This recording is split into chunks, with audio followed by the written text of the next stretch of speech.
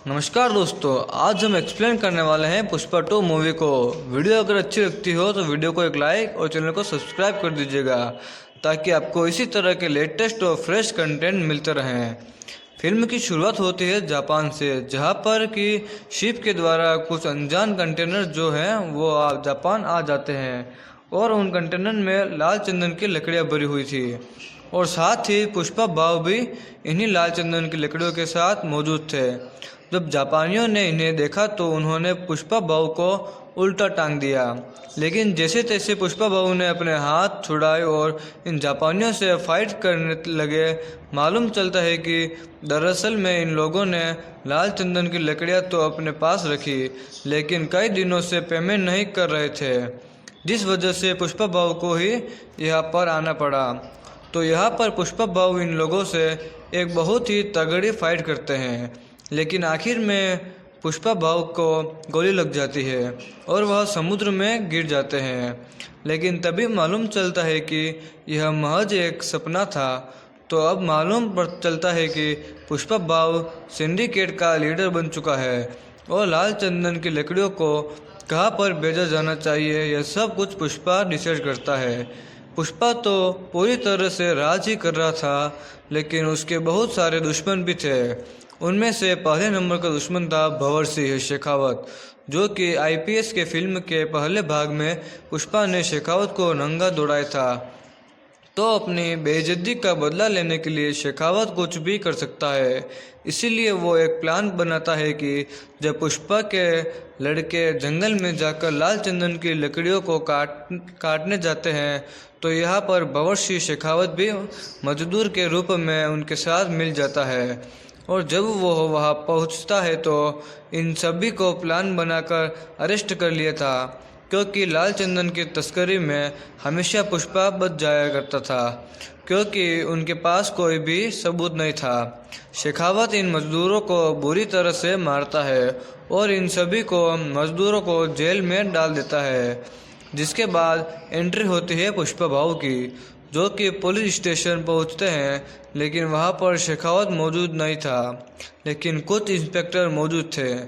जहां पर पुष्पा भाऊ सारे मजदूरों को लेने के लिए नहीं आए थे, बल्कि सिर्फ सीनू को लेने के लिए आए थे, क्योंकि आज उसकी शादी है। जब पुष्पा यहां से सीनू को ले जाने लगा तो उसने देखा कि सीनू के ऊपर बहुत सारे चोट के निशान हैं। जब उसने अपने सारे मजदूरों को देखा तो उसका दिमाग खराब हो गया, क्योंकि पुष्पा के सारे मजदूरों को शेखावत ने जंगल में बुरी तरीके से मारा था, जिस वजह से वो बुरी तरह से इंजर्ड थे। यह देखकर पुष्पा भाव पुलिस इंस्पेक्टर से कहता है कि किन लोगों ने शेखावत सर को उठाया है, इसका मतलब कि आपने पुष्पा के ऊपर हाथ उठाया है, इसलिए वो यहाँ से इन सभी को लेकर जा रहा है। यह देखकर इंस्पेक्टर और बाकी पुलिस वाले कहते हैं कि अगर आप इन सभी लोगों को लेकर चले जाएंगे तो साथ ही हमारी नौकरी भी चली जाएगी।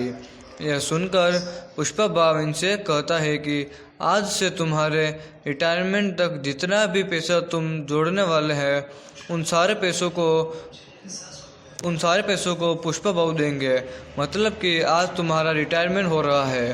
पुष्पा उन सभी का रिटायरमेंट कर देता है और जब शेखावत पुलिस स्टेशन पहुंचता है तो वहां पर कोई भी मौजूद नहीं था। वो समझ गया था कि सभी को पुष्पा भाऊ ने खरीद लिया है। तो इस तरह से पुष्पा भाऊ इलीगल काम तो कर रहा था, लेकिन वह अपने मजदूरों का बहुत ज़्यादा ख्याल रखता है और साथ ही वह अपनी बीवी श्रीवल्ली से भी बहुत ज़्यादा प्यार करता है। जब अगले दिन हम देखते हैं कि श्रीवल्ली जब मंदिर में पूजा करने के लिए जाती है और भगवान की मूर्ति के लिए जब कुछ गहने और मुकुट लेकर जाती है, तो उसी मंदिर में पुष्पा का सौतेला भाई मुरली भी मौजूद था और वो यह श्रीवल्ली से कह रहा था कि आप पूजा तो करवा लोगे, लेकिन क्या तुम्हारे पास खुद का गोत्र है, खुद का सरनेम है? मुरली उन्हें हमेशा नीचे दिखाता है, लेकिन मुरली की बेटी कावेरी उन्हें पसंद करती है। वो उनके साथ रिश्ता निभाना चाहती है और कावेरी श्रीवल्ली को चाची बुलाती है। लेकिन मुरली कावेरी को उनसे मना करता है कि वो उनसे बात ना करे। तो पुष्पा श्रीवल्ली की सारी बात मानता है और आज पुष्पा सिद्धप्पा के साथ मिलकर सीएम से मिलने वाला था। इसीलिए श्रीवल्ली यहाँ पर पुष्पा से कहती है कि अगर तुम जा ही रहे हो तो सीएम के साथ फ़ोटो खिंचा कर लाना, ताकि हम उसे फ्रेम कराकर हॉल में लगाएंगे। पुष्पा ने अपनी पत्नी से वादा कर लिया था, लेकिन जब वो वहाँ पहुँचा तो वहाँ कुछ और ही हो गया। पुष्पा भले ही सिंडिकेट की ओर से सीएम को फंडिंग देता है, लेकिन सीएम यहाँ पर पुष्पा के साथ फ़ोटो क्लिक नहीं करवाता है। उनका मानना यह है कि जूती जो है वो पैर में ही रहना चाहिए, उन्हें हाथ में नहीं लेनी चाहिए। उन्होंने श्रीवल्ली के बारे में भी एक दो बातें बोल दी थी। यह देखकर यहाँ पर पुष्पा को बिल्कुल भी अच्छा नहीं लगता है।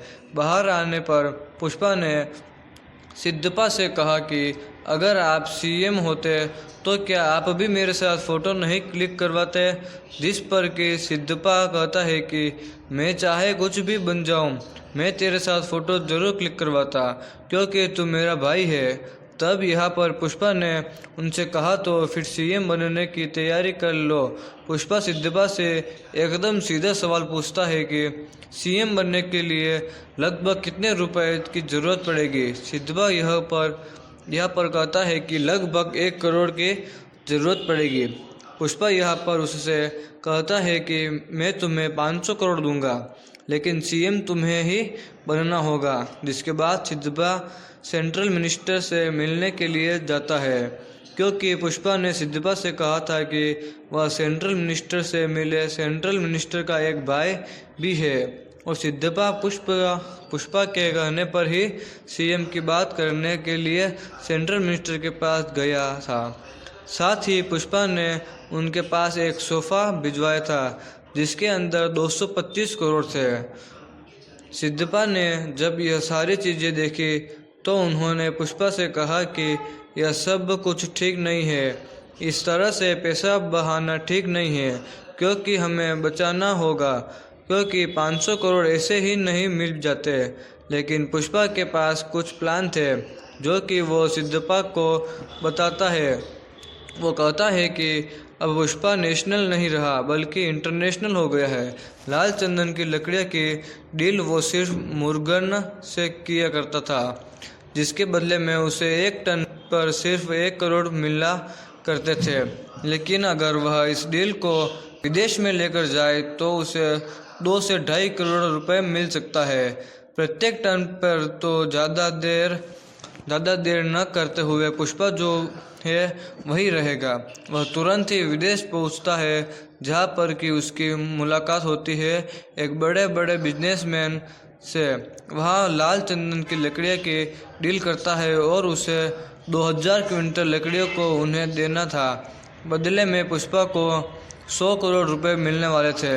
तो अगर पुष्पा 100 करोड़ कमाना चाहता है तो उसे 2000 करोड़ लाल चंदन की लकड़ियों की जुगाड़ करना होगा। तब वो अपने सिंडिकेट के सारे मेंबर को एक्टिव कर देता है और उनसे कहता है कि सारे जंगल में जाओ और सारा लाल चंदन इकट्ठा करके ले आओ। तो सभी लोग उनकी पुष्पा की टीम जाती है और जंगल में लाल चंदन को इकट्ठा करती है और वो चंदन को पुष्पा के साथ भेज देती है विदेशों में। तो पुष्पा जाता है विदेशों में और उस सारे चंदन को बेचकर सारे पैसे लेकर आता है और सिद्धम को मिनिस्टर बनाता है और उस मिनिस्टर के साथ फ़ोटो खींचकर श्रीवल्ली को दे देता है, जिससे श्रीवल्ली बहुत खुश होती है। दोस्तों, अगर आपको पुष्पा 2 मूवी अच्छी लगी हो तो कमेंट में ज़रूर बताइएगा और वीडियो अच्छी लगी हो तो एक लाइक और सब्सक्राइब कर दीजिएगा। मिलते हैं अगली वीडियो में। धन्यवाद।